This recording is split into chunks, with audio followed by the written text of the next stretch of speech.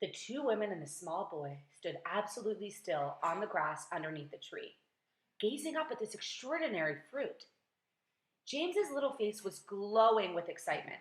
His eyes were as big and bright as two stars. He could see the peach swelling larger and larger, as clearly as if it were a balloon being blown up. In half a minute, it was the size of a melon.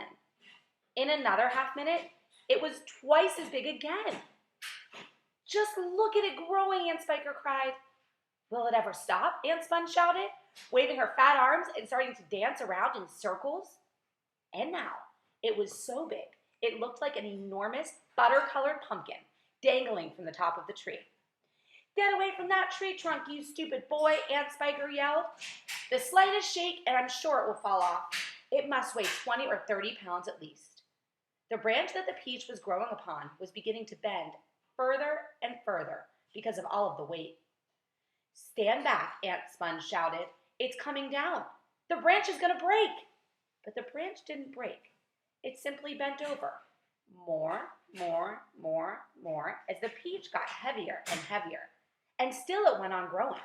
In another minute, this mammoth fruit was as large and round and fat as Aunt Sponge herself, and probably just as heavy. It has to stop now, Aunt Spiker yelled. It can't go on forever. But it didn't stop. Soon it was the size of a small car and reached halfway to the ground. Both ants were now hopping around and around the tree, clapping their hands and shouting all sorts of things in their excitement. Hallelujah! Aunt Spiker shouted. What a peach! What a peach! Terrifico! Aunt Sponge cried out. Magnifico! Splendifico! What a meal! It's still growing. I know. As for James, he was so spellbound by the whole thing he could only stand and stare and murmur quietly to himself, Oh, isn't it beautiful? It's the most beautiful thing I have ever seen. Be quiet, you little twerp, Aunt Spiker snapped, beginning to overhear him. It is none of your business. That's right, Aunt Sponge declared. It's got nothing to do with you whatsoever. Keep out. Look, Aunt Spiker shouted. It's growing faster than ever now. It's speeding up. I see it, Spiker, I do. Bigger and bigger grew the peach. Bigger and bigger and even still bigger. Then at last, when it had become nearly as tall as the tree that it was growing on, as tall and wide, in fact, as a small house, the bottom part of it gently touched the ground, and there it rested. It can't fall off now, Aunt Sponge shouted. It stopped growing, Aunt Spiker cried. No, it hasn't. Yes, it has. It's slowing down, Spiker, it's slowing down. But it hasn't stopped yet. You watch it. There was a pause. It has now. I believe you're right. Do you think it's safe to touch it? I don't know. We better be careful. Aunt Sponge and Aunt Spiker began walking slowly around the peach, inspecting it very cautiously from all sides. They were like a couple of hunters who had just captured an elephant and weren't sure if the elephant was dead or alive. And the massive round fruit towered over them so high that they looked like tiny little people from another world beside it. The skin of the peach was very beautiful, a rich, buttery yellow with patches of brilliant pink and red all over it. Aunt Sponge advanced cautiously and touched it with the tip of one finger. It's ripe, she cried. It's just perfect. Now see here, Spiker. Why don't we go and get us a shovel right away and dig out a great big hunk of it for you and me to eat? No, Aunt Spiker said, not yet. Why ever not? Because I say so. But I can't wait to eat some, Aunt Sponge cried out. She was watering at the mouth now, and a thin trickle of spit was running down on one side of her chin. My dear Sponge, Aunt Spiker said slowly, winking at her sister and smiling a sly, thin-lipped smile. There's a pile of money to be made. Only if we can handle this peach right. You just wait and see. Chapter 8. The news that a peach almost as big as a house had suddenly appeared in someone's garden spread like wildfire across the countryside.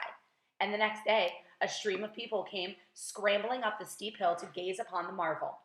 Quickly, Aunt Sponge and Aunt Spiker called in carpenters, and they had them build a strong fence around the peach, to save it from the crowd, of course. And at the same time, These two crafty women stationed themselves at the front gate with a large bunch of tickets and started charging everyone for coming in. Roll up, Aunt Spiker yelled. Only 1 shilling to see the giant peach. Half price for children under 6 weeks old, Aunt Sponge shouted. One at a time, please. Don't you push. Don't push. You're all going to get in. Hey, you, come back there. You haven't paid. By lunchtime, the whole place was a seething mass of men, women, and children, all pushing and shoving to get a glimpse of this miraculous fruit. Helicopters were landing like wasps all over the hill, and out of them poured swarms of newspaper reporters, cameramen, and men from the television companies. It'll cost you double to bring in a camera, Aunt Spiker shouted. All right, they answered. We don't care. And the money came rolling in. The two greedy ants started to get richer.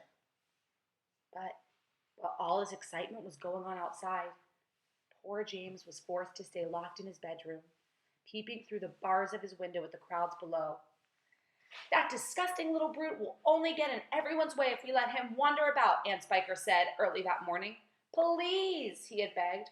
I haven't met any other children for years and years, and there's going to be lots of them down there for me to play with. Perhaps I could help you with the tickets? Cut it out, Aunt Sponge snapped. Your Aunt Spiker and I are about to become millionaires, and the last thing we want is the likes of you messing things up and getting in the way. Later on, when the evening of the first day came and the people had all gone home, the ants unlocked James's door and ordered him to go outside and pick up all the banana skins and orange peel and bits of paper that the crowd had left behind. Could I please have something to eat first, he asked. I haven't had a thing all day. No, they shouted, kicking him out the door. We're too busy to make food. We are counting our money. But it's dark, cried James. Get out, they yelled, and stay out until you've cleaned up all the mess.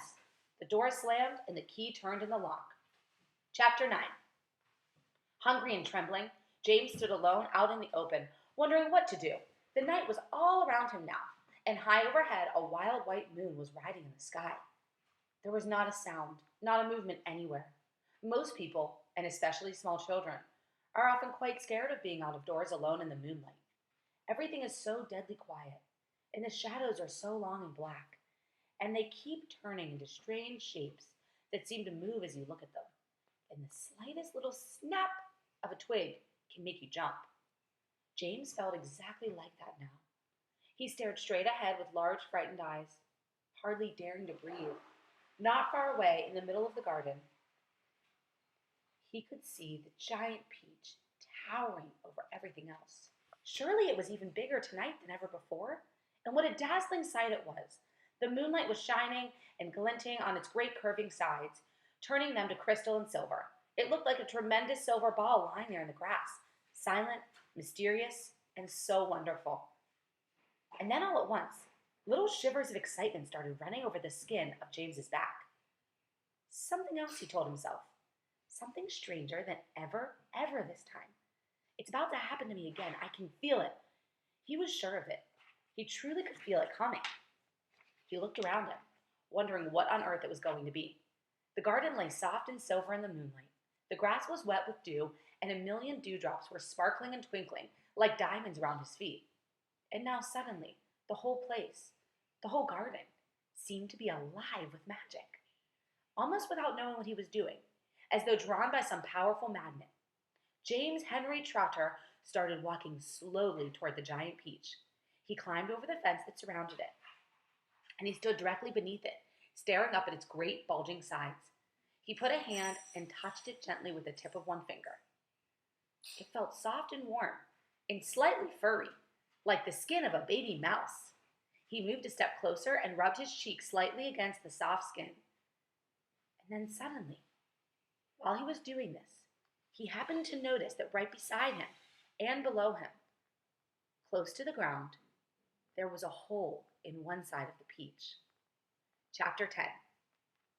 It was quite a large hole, the sort of thing an animal about the size of a fox might have made. James knelt down in front of it and poked his head and shoulders inside. He kept crawling in. He kept on crawling. It wasn't just a hole. It's a tunnel, he thought excitedly. The tunnel was damp and murky. and all around him there was a curious bittersweet smell of fresh peach. The floor was soggy under his knees. The walls were wet and sticky, and peach juice was dripping from the ceiling. James opened his mouth and caught some of it on his tongue. It tasted delicious. He was crawling uphill now, as though the tunnel were leading straight toward the very center of this gigantic fruit. Every few seconds he paused and took a bite out of the wall. The peach flesh was sweet and juicy and marvelously refreshing. He crawled on for several more yards, and then suddenly, bang! The top of his head bumped into something extremely hard, blocking his way. He glanced up. In front of him, there was a solid wall that seemed at first as though it were only made of wood. He touched it with his fingers.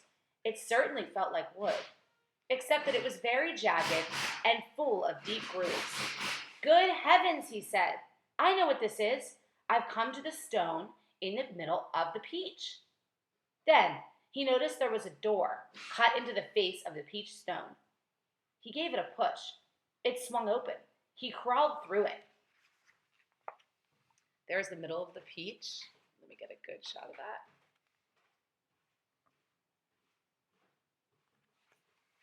He crawled through it, and before he had time to glance up and see where he was, he heard a voice saying, "Look who's here!" And another one said, "We've been waiting for you." James stopped and stared at the speakers. His face was white with horror. He started to stand up, but his knees were shaking so much he had to sit down again on the floor. He glanced behind him, thinking he could bolt back into the tunnel, but the doorway had disappeared. There was now only a solid brown wall behind him. James's large, frightened eyes traveled slowly around the room. Chapter 11. The creatures, some of them were sitting on chairs, and others were reclining on the sofa. They were watching him very intently. Creatures? Or were they insects? An insect is usually something rather small, is it not? A grasshopper, for example, is an insect. So what would you call it if you saw a grasshopper as large as a dog? You could hardly call that an insect, could you? There was an old green grasshopper as large as a large dog, sitting on a stool directly across the room from James now. And next to the old green grasshopper, there was an enormous spider. And next to the spider, there was a giant ladybug with 9 black spots on her scarlet shell. Each of these 3 was squatting upon a magnificent chair. On a sofa nearby, reclining comfortably in curled-up positions, there was a centipede and an earthworm. On the floor, in the far corner, there was something thick and white that looked as though it might be a silkworm. But it was sleeping soundly, and no one was paying attention to it.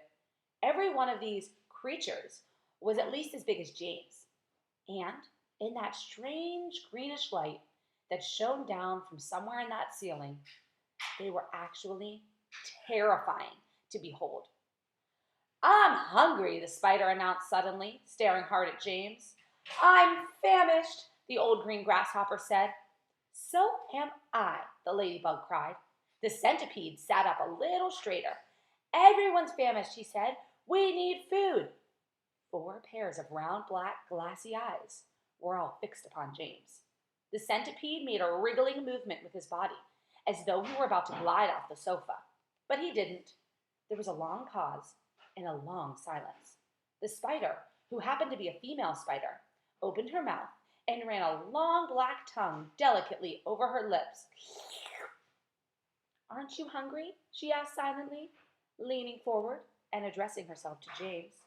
Poor James was backed up against the far wall, shivering with fright and much too terrified to answer.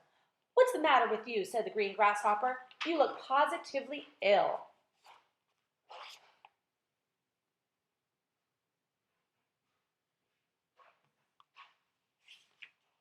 "He looks as though he's going to faint at any second," the centipede said. "Oh my goodness, poor thing," the ladybug cried. "I do believe he thinks it's him we want to eat." There was a roar of laughter from all sides. Oh dear, what an awful thought." "You mustn't be frightened," the ladybug said kindly. "We wouldn't dream of hurting you. You're one of us now. Didn't you know that? You're one of the crew. We are all in the same boat." "We've been waiting for you all day long," the green grasshopper said. "We thought you were never going to turn up. I'm so glad you made it. So cheer up, boy. Cheer up," the centipede said. "And meanwhile, I wish you'd come over here and give me a hand with these boots. It takes me hours to get them off all by myself."